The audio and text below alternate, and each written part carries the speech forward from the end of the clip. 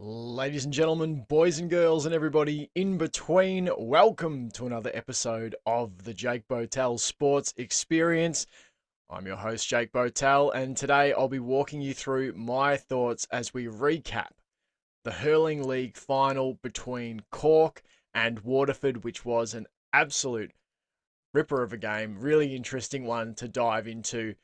Um, so we'll get to all that. If you're watching this video, would love if you hit the subscribe button up in the top corner there. Just hit that subscribe button so that you can keep up to date with all my different videos, NFL, hurling, some Aussie rules, all sorts of different sports. So go on over and hit that subscribe button. You can also check out my semi-final recaps, if you like, between Cork and Kilkenny and Wexford and Waterford. Just had to think who was in the semi-finals. You can go and check those out as well. But today is all about the final between Cork and Waterford. So let's get to it. Played at Semple Stadium. We'll quickly have a look. How did these two teams get here to the final? Well, Cork, they went 4-1 in league play, beat Clare, Offaly, Limerick and Galway before losing to Wexford. In the semi-final, they took on Kilkenny and claimed victory 127 to 220. Cork scored 11, 144 in the league in total and conceded 7, 114. Waterford, they went 3-1-1, had 3 wins, 1 draw and a loss in league play. They drew with Dublin. First time out, beat Laois, hammered Laois. 731 to 19 points, beat Antrim, Tipperary, lost to Kilkenny, and then thumped Wexford in the semi-final 520 to 016, scoring 18 goals, 136 to 4, 120. That's how these two sides got to the final in Semple Stadium. Let's get into it then. The first score took 2 minutes, but it was Cork who put it through. Waterford answered immediately, and Cork added another shortly after. It was frenetic, back and forth, the opening period of play. Great crowd. A lot of roar and ferocity in the crowd, which is you love to see. Early-ish in the season, a couple of weeks out from championship, the players are in good form. The crowds are in good form. Conor Lahan up forward. He was up and about early, feeding a chance off to Patrick Horgan and then finishing one himself on the run. Waterford, a lot of run and carry early, which was something that we saw in the game against Wexford. Really looking to carry into the heart of the defence, looking to try and probe for a weakness, for a goal opportunity. Cork were taking their points from distance. Waterford held a 4-2 advantage at the 10-minute mark. O'Brien in goal for Waterford did a sensational job early on. He was defending the goal looking into the sun. And it was really bright and blinding. And there were a couple of long balls from Cork that he had to sort of bat down or catch. That if he misses those or mucks those up, they might bobble into the back of the net. They might fall, to become a chance for a Cork forward sniffing for an opportunity at goal. He kept them out, and that to me was no mean feat with that blinding light in his eyeballs. After 15 minutes, it was Waterford who were taking the best of their chances. They scored 5 of 7 shots to open in that first 15 minutes. Cork had put through just 3 of 10, which in some ways would come back to haunt them later in the game. A Waterford free on 16 minutes put them up to 6-3. Cork narrowed that gap to just a point around the 20-minute mark before another Waterford free was neatly put away to stretch the gap to 2. Now, no sooner had Cork levelled things up and they got things level, Waterford found another answer in the form of a goal. They swept the ball upfield, ferried it on to Patrick Curran, who lashed the score into the net beautifully to restore a 3-point Waterford advantage. And just 30 seconds later, they doubled that advantage, turning over a Cork puck out, feeding the ball to Stephen Bennett, who struck truly from the left side across Collins' body and into the corner of the net. And Waterford really on fire. At both ends, really. Tim O'Mahony found Barrett for Cork, who tricked his way into the box for the Rebels, but his shot on goal was brilliantly saved by O'Brien in the Waterford goal, and the rebound effort was blocked away.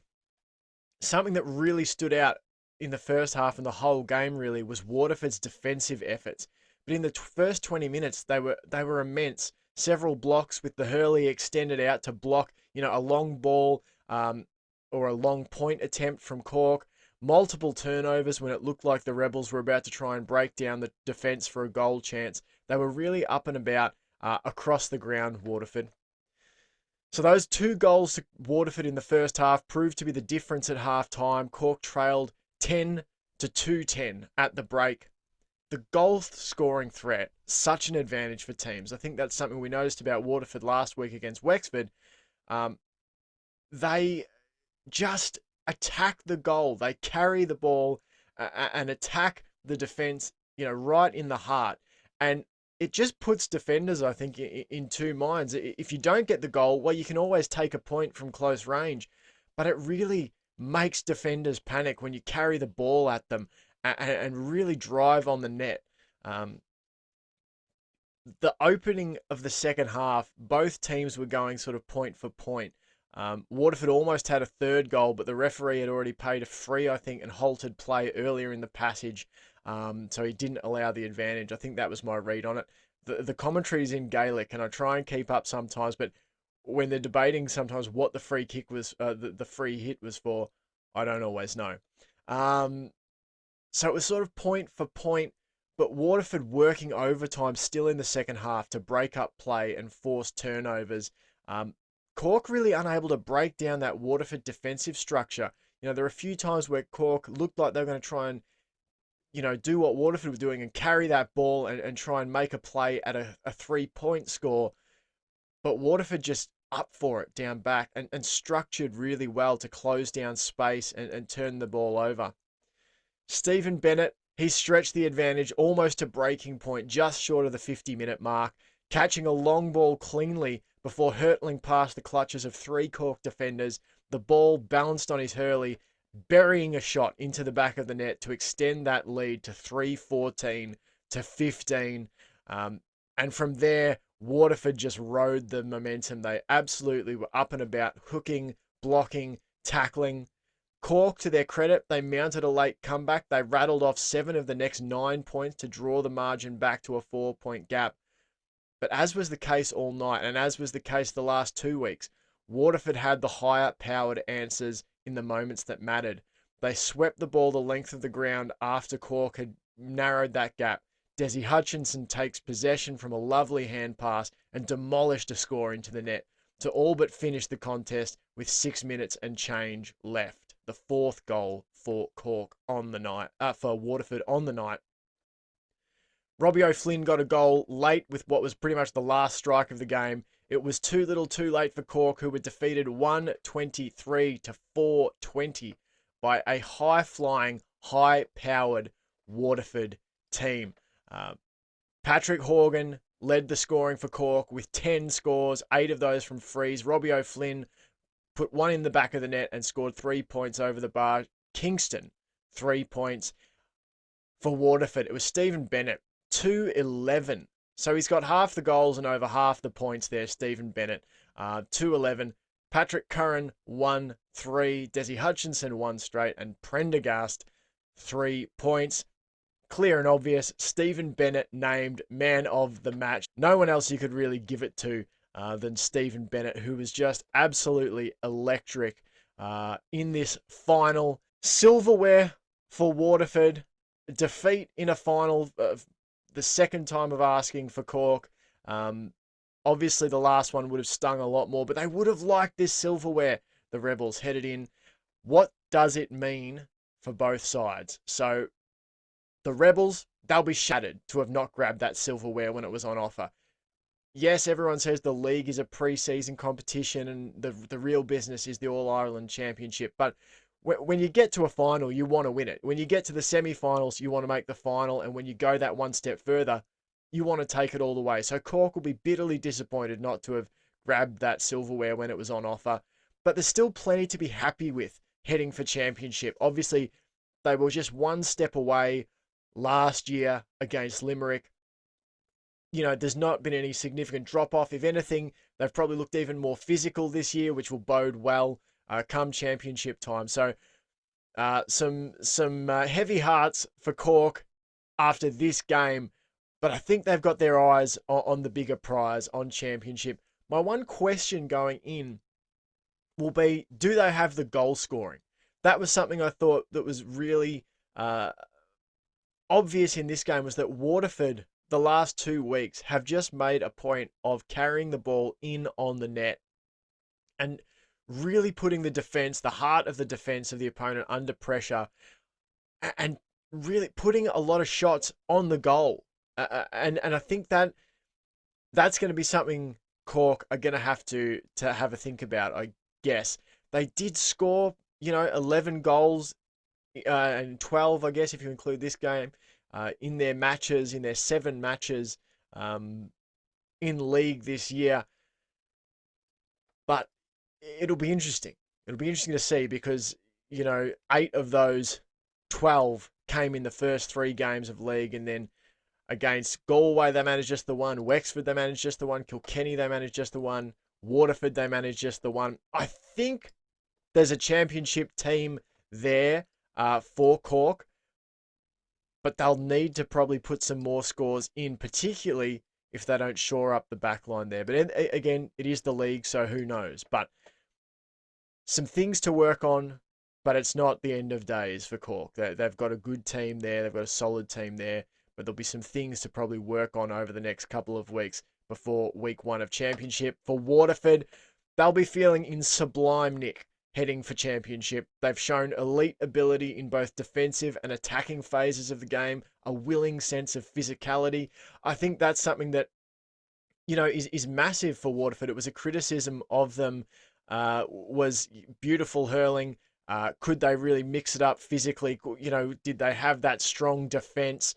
I think after that defeat to Kilkenny in their league game, in the last league game they played before semi-final, where they got rolled over in the second half, it was, oh yes, it's all well and good to be up and about when the hurling's nice and that sort of thing, but when the big teams come in and start putting it on you physically, can Waterford's hurling stand up? Well, it absolutely can, and they showed that at both ends of the ground and through the middle of the park, turning Cork over and just working overtime. Working hard back to defend, and then as soon as that ball turned over, they're working just as hard back the other way to get on the score. So I think as of right now, I'd consider them a top 2 lock in that Munster Championship. I think it's them, Limerick, and Cork are probably the 3 that you'd be looking at in that Munster Hurling Championship. They are in serious form. I think they're going to take a lot of confidence. They've scored 9 goals in the semi-final and final combined. So if they can maintain that threat, they're right up there. If you ask me to power rank the contenders right now, you'd be hard-pressed not to put Waterford at number 1. And I know you've got to adjust expectations because it's the league and all that sort of thing. But I think Waterford have some credit in the bank in terms of the fact that they've made some deep All-Ireland runs the last few years anyway. They were in the final in 2020. So it's not like this is a team that's just surged up in 2022. That, as I said, they've got some credit in the bank. Liam Cahill has this side playing well for a couple of years now. And so they feel like they're right in that All-Ireland contention window. And with players to come back too, you think this is a team that played today and put 4 goals, 20 on the board without Aussie Gleeson. So big win for Waterford. They'll go in with plenty of confidence. Cork, a couple of things to work on, but they won't be feeling too bad either. All right, what's to come on the JBSE? Well, how does this sound? I'm going to be doing a series of videos over the next couple of weeks. The first of which I'm going to do is, how does the 2022 All-Ireland Senior Hurling Championship work? I've started following this sport a couple of years ago, and I had so many questions and couldn't, I just had to do a lot of Googling and Wikipedia and looking on different websites to go, how does this actually work? What's the structure? What teams are eligible? How's the draw done? How does qualifying work? So There's lots of people, I'm sure, who are new to hurling who might be asking those same questions around the world. I'm going to put it together in, a 10, 15-minute video for you. This is how the 2022 All Ireland Championship's going to work. This is how it's all broken down. This is the format. And so you'll go in knowing how all that will play out. And then over the next couple of weeks, I'm going to be doing team preview episodes for each and every team that is going to be eligible to put itself in contention to make the All Ireland Championship. So that is teams from the Joe McDonough Cup, your Antrams, your Carlos, down, etc. onwards to Leinster and Munster Championships. So your more traditional hurling powers, your Kilkennys, your Limericks, your Tipperaries, your Corks, your Galways, etc. Your Waterfords, obviously. We'll have a look at a team preview video for every single team that will have the potential to be eligible come All Ireland Championship time once the finals rock around. So all of that. If you've liked this video, please chuck a subscription my way. Hit the subscribe button. You can go back and have a look at some of my other videos. I might even try and get a recap for you of the Division 2 hurling final between Down and Westmeath for you. In the next couple of days, I'll try and watch that one and break it down as well. Until next time, guys, thanks so much for watching. You have been awesome.